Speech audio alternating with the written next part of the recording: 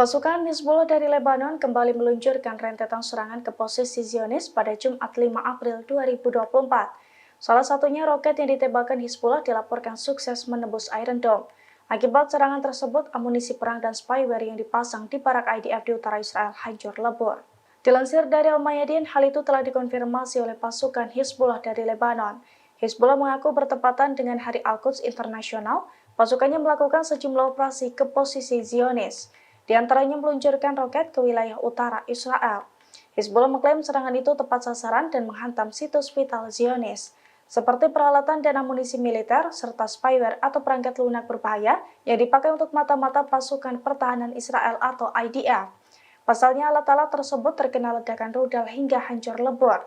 Selain itu, di hari yang sama, Hizbullah juga meledakkan kendaraan militer Zionis di situs militer Al-Malikiyah dengan peluru artileri. Serangan itu pun diklaim berhasil melumpuhkan sejumlah tentara Israel. Download Tribun X sekarang, menghadirkan lokal menjadi Indonesia.